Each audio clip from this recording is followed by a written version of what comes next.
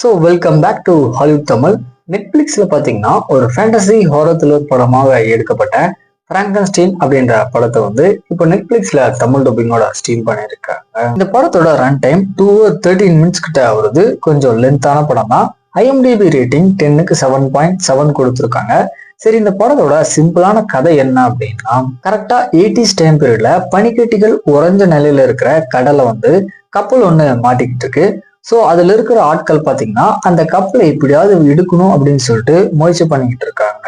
அப்ப திடீர்னு பயங்கரமான ஒரு வெடிசத்தம் கேட்குது. ஸோ என்னாச்சு அப்படின்னு சொல்லிட்டு போயிட்டு பார்க்கும்போது அங்க நம்ம படத்தோட ஹீரோவான பிராங்கன்ஸ்டீன் பாத்தீங்கன்னா அடிப்பட்ட நிலையில இருக்காரு. ஸோ அவரை கப்பலுக்கு கூட்டிட்டு வரும்போது திடீர்னு மனுஷன் உருவில் இருக்கிற ஒரு மாஸ்டர் பாத்தீங்கன்னா இவங்க எல்லாருமே பயங்கரமா அட்டாக் பண்ண ஆரம்பிக்குது.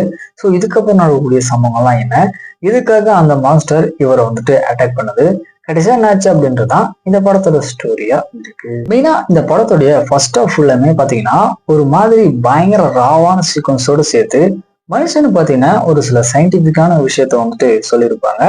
ஸோ அது நல்லா இருந்துச்சு பாக்குறதுக்கு. டெக்னிக்கலாவும் சரி இந்த படம் பாத்தீங்கன்னா பயங்கர சவுண்டா இருந்துச்சு.